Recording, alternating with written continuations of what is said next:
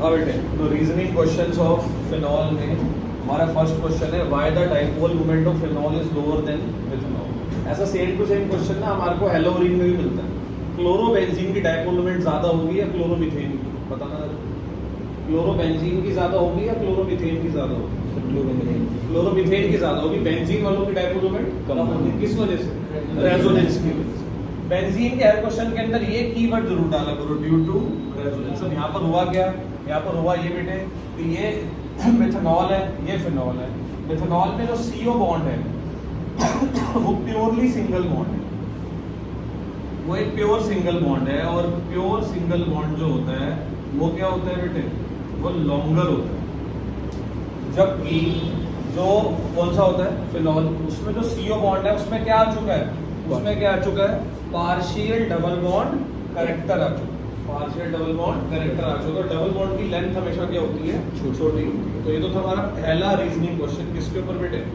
Phenol के ऊपर। और दूसरा रीजनिंग क्वेश्चन करें। ये नोट हो गया बेटे सबका? अब मैं इसको ये तो नोट कर लियो, ठीक है ना? मैं अगला करा रहा हूँ, मैं इसको रिकॉर्ड भी करूँ तो आराम से कर लीजिएगा। चलो तो अगला रीजनिंग क्वेश्चन देखते हैं। बिठा रहा हूँ बेटे मैं, ये है this video, this topic is being recorded. आप इसको आराम से दोबारा भी देख सकते हैं। नेक्स्ट जो रीजनिंग क्वेश्चन है बच्चों वो है, ये लिखा है partial double bond character which is of shorter length.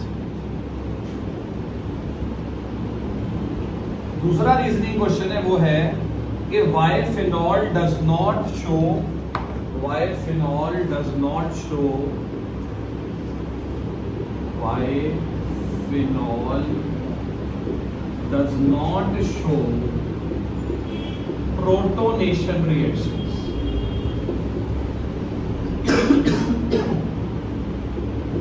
Protonation reactions जो है ना वो फिनॉल नहीं दिखा पाता। तो इसका आंसर क्या होगा? इसका आंसर है प्रोटोनेशन होता है क्या है? पहले तो प्रोटोनेशन देखो ऐसे होता है, जैसे होता तो कैसा होता ये है, इसमें अगर एक H+ डाल देते तो एक्सपेक्टेड ये था कि अल्कोहल की तरह ये प्रोटोनेशन कर जाता। मतलब यहाँ लोन पेयर है ना, तो यहाँ H आ जाता और ये क्या बन जाता? और ये ऐसे बन जाता। ऐसा ही कुछ होता है उसमें डिहाइड्रेशन के मैकेनिज्म में। इसमें प्रोटोनेशन पहला स्टेप। लेकिन फिनॉल नहीं करता प्रोटोनेशन। फिनॉल ये प्रोटोनेशन नहीं करता। आंसर में फिर पता है क्या वर्ड आने वाला है? ड्यू टू रेजोनेंस से। ऐसा क्या होगा भाई? रेजोनेंस से ये होता है, रेजोनेंस से ये होता है कि जो यहाँ पर है ना, यहाँ पर डबल बॉन्ड आने लगता है, O के ऊपर प्लस का चार्ज आने लगता है, लोन पेयर यहाँ आ जाते हैं। ये जो प्रोटोनेशन है इसका कारण क्या है? ये लोन पेयर। क्या है बेटे? ये लोन पेयर। अब जब फिनॉल के पास लोन पेयर ही नहीं है, यानी फिनॉल के ऑक्सीजन के पास लोन पेयर ही नहीं है, तो फिर वो कैसे करेगा? कौन सा रिएक्शन? प्रोटोनेशन। लोन पेयर कहाँ चला गया? रेजोनेंस की वजह से डीलोकलाइज हो गया। घूमने को क्या बोलते हैं? डीलोकलाइज हो गया। रेजोनेंस की वजह से क्या हो गया? डीलोकलाइज हो गया। ठीक है।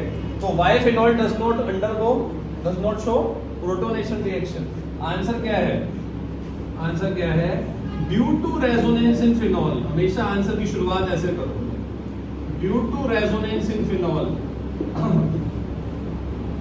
the lone pair of electrons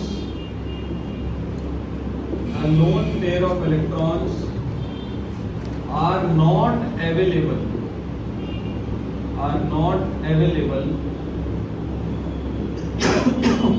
for protonation। The lone pair of electrons are not available for protonation। तो ये हो गए हमारे रीजनिंग क्वेश्चन 2। अब एक और करा देता हूँ, फटाफट नोट कर लो बेटे।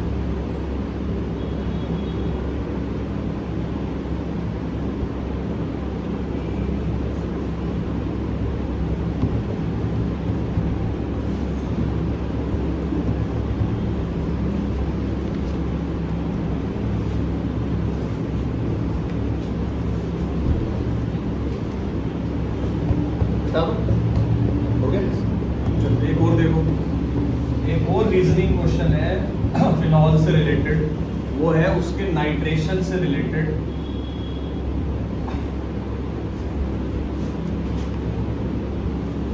तो वो क्या है देख लो, क्वेश्चन है out of ortho nitrophenol and para nitrophenol और out of ortho nitrophenol and para nitrophenol which one is steam volatile and why? Which one is steam volatile and why?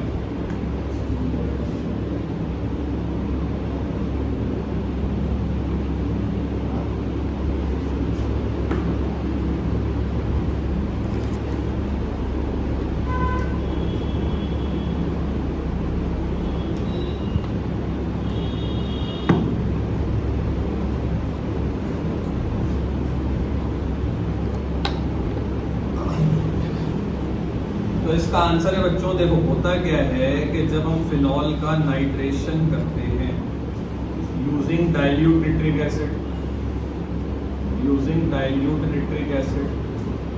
तो आपको पता होना चाहिए कि बेंजीन पर OH तो लगा रहता है और ऑर्थो और पैरा पर क्या आ जाता है, NO2।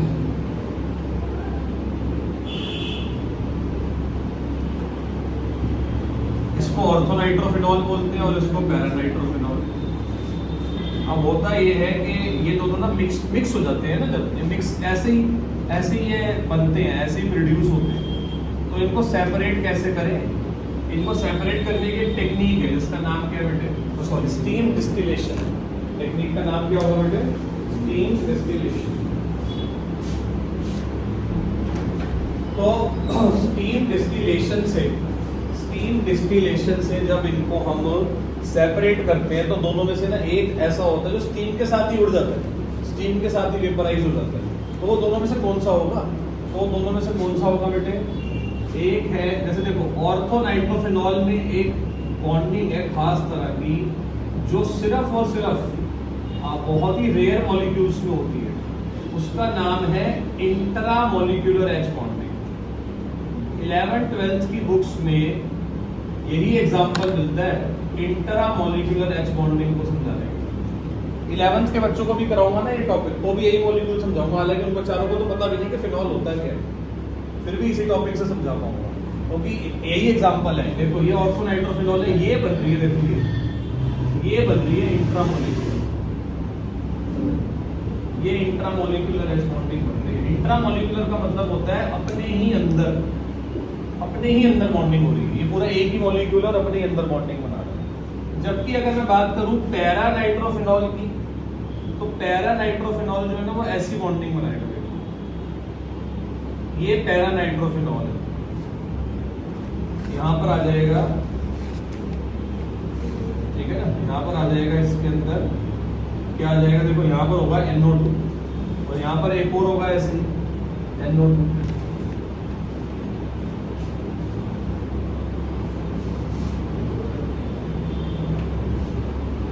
ठीक है ना, और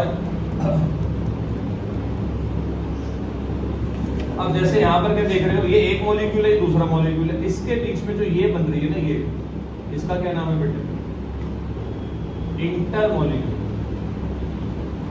ये कौन सी हो रही है बेटे, इंटरमॉलिक्यूलर, क्योंकि ये दो मॉलिक्यूल्स के बीच में हो रही है ना। देखो ये एक मॉलिक्यूल है, ये एक मॉलिक्यूल है और ये दूसरा मॉलिक्यूल है, इनको बीच में H और O के बीच में होती है ना, तो ये हो रही है, दो मॉलिक्यूल्स को एसोसिएट कर रही है, क्या नाम है इसका, इंटरमॉलिक्यूलर। क्या नाम है बेटे, इंटरमॉलिक्यूलर। और ये वाली कौन सी थी, ये वाली कौन सी थी, इंट्रा। इंटरमॉलिक्यूलर जिसमें होगी ना वो उड़ता नहीं है, वेपर नहीं बना पाता। तो स्टीम वोलेटाइल पता है कौन सा होगा, और स्टीम वोलेटाइल वाला बेटे कौन सा होगा, क्योंकि इसमें कोई जो इंट्रा होती है ना वो कोई स्ट्रॉन्ग नहीं मानी जाती। इसको कैसे याद रखोगे, आपके स्कूल में 11th का मैच 12th से लग गया, तो उसे बोलोगे कौन सा मैच लगाएंगे, इंट्रा स्कूल मैच लगाएंगे। और अगर आपके स्कूल का किसी और स्कूल से लग गया तो क्या बोलोगे, इंटर स्कूल मैच। अब अगर आप इंटर स्कूल में जीतोगे तो शोर मचाओगे ना, इंटर में थोड़ा शोर मचाओगे। अब बोला हमारी क्लास 12th है, मतलब कोई खबर में नहीं क्या, कोई भी बड़ी बात कर दी क्या, तो चलता रहता है स्कूल में, तो मैच चलता रहेगा। तो इंटर से हमें कोई खास मतलब नहीं है, हमें मतलब है किसके, इंटर से। तो इसका आंसर है कि orthonitrophenol is steam volatile because it can not form intermolecular H bond. कौन नहीं बना सकता इंटरमोलिकुलर H बॉन्डिंग, ऑर्थो वाला, पैरा वाला तो बना सकता है। ठीक है, इसका आंसर अपने आप बनाओ जरा एक बार। और ये बनाना जरूरी है इसके अंदर।